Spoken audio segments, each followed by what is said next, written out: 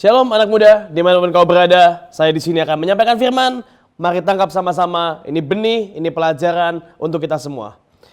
Hakim-Hakim 3 ayat 15, lalu orang Israel berseru kepada Tuhan, maka Tuhan membangkitkan bagi mereka seorang penyelamat, yakni Ehud anak Gera, orang Benyamin, seorang yang kidal.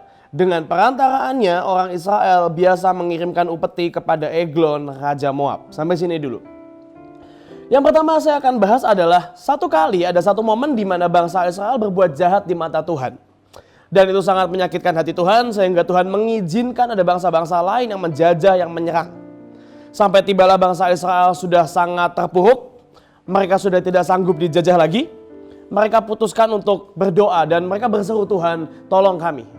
Tuhan menjawab doa mereka dengan mengirimkan satu orang penolong bernama Ehud.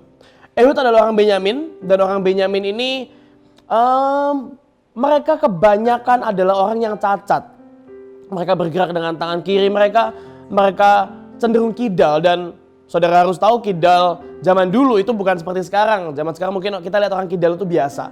Tapi zaman dulu kidal itu seperti kecacatan, seperti aib, seperti penyakit yang hina, cukup hina. Nah, yang ajaib adalah begini, bagaimana Tuhan membuat penyelamatan untuk bangsa Israel tidak perlu orang normal. Sekali lagi saya ulang, bagaimana Tuhan membuat penyelamatan untuk bangsa Israel tidak perlu orang normal. Bahkan hari itu Tuhan membuat keajaiban, kemenangan, pembebasan dengan orang cacat seperti Ehud. Begini ceritanya, saya akan banyak bercerita di seri kali ini ya. Ayat 16, dan Ehud membuat pedang yang bermata dua yang panjangnya hampir sehasta. Disandangnya lah itu di bawah pakaiannya pada pangkal paha kanannya. Saudara garis bawah pangkal paha kanan. Kemudian ia menyampaikan upeti itu kepada Eglon dan sebagainya. Saya akan ceritakan karena kalau dibacakan saudara akan mengantuk ya. Saya akan ceritakan langsung. Kala itu mereka harus membawa upeti kepada Raja Eglon. Oke? Dan berhubung Tuhan membangkitkan Ehud menjadi pemimpin mereka walau di dalam masa jajahan. Ehud mengirimkan upeti dan mereka masuk ke wilayah kerajaan, diberi akses dan sebagainya. Zaman dulu, waktu mereka mengirim upeti, mereka akan dicek. Seperti zaman sekarang mungkin ada X-ray seperti di bandara, dulu nggak ada X-ray ya. Jadi akan dicek secara manual. Dan saudara harus tahu, ini sedikit intermezzo dan ilmu. Saya ini suka nonton anime ya. Dan orang-orang favorit saya adalah mereka yang bawa pedang. Saya punya ketertarikan tersendiri dengan orang yang bawa katana gitu ya. Mungkin kalau saya sebut ada Zoro, ada Ichigo gitu ya, dari berbagai jenis anime. Ini pendengarnya youth, jadi saya harus menceritakan sisi muda saya juga. Nah, saya ini suka sekali anime dengan mereka yang bawa pedang ya. Ada Sasuke juga, jangan lupa gitu ya. Mereka semua pakai pedang. Dan kalau saudara perhatikan, orang yang bawa pedang, mereka punya satu kebiasaan yang sama. Yaitu pedang akan diletakkan di pinggang kiri. Ini ada artinya, ditaruh di pinggang kiri. Nah, kalau saudara perhatikan ayat 16, Ehud membuat pedang sebesar sehasta, diletakkan di pangkal paha kanan. Ini yang menarik. Saya mau bilang bahwa dalam kecacatan Tuhan bisa membuat keajaiban. Kenapa ditaruh di kiri? Orang normal akan taruh di kiri. Ternyata menurut filosofi Jepang ada dua arti tentang cara menyandang pedang. Pertama di kiri dan di kanan. Pertama artinya gini, kalau mereka taruh pedang di kanan, artinya mereka datang dengan maksud damai. Artinya mereka mau ngobrol, mau berdiskusi. Jadi mereka akan tetap bawa pedang karena memang itu tugas mereka.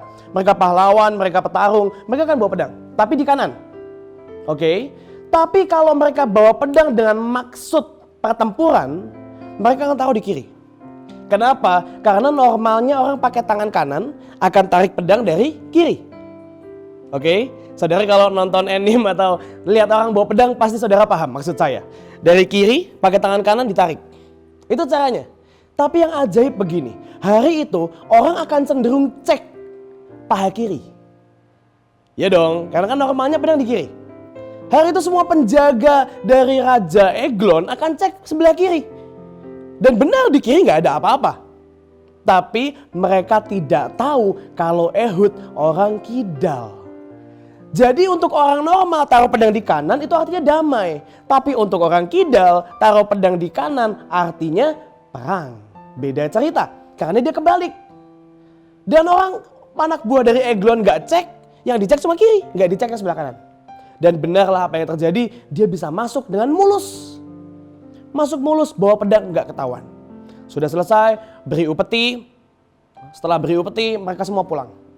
Tapi Ehud nggak langsung pulang. Ehud berhenti dan Ehud balik arah.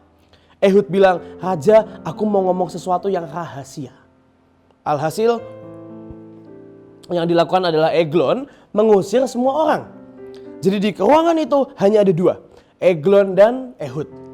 Saking rahasianya, Ehud bilang gini, "Raja, ini rahasia.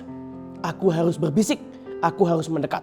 Dan benar, Ehud mendekat, Ehud maju, mendekat dan mau berbisik ceritanya, mau berbisik.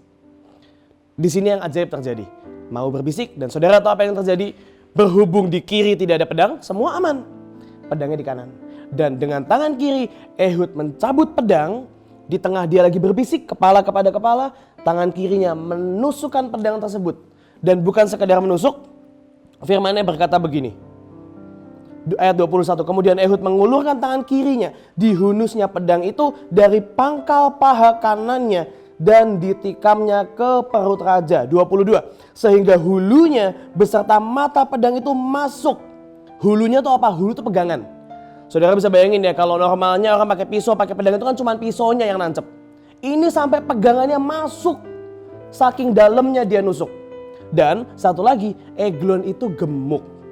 Alhasil tenggelam di lipetan-lipetan lemak gitu ya. Itu yang terjadi.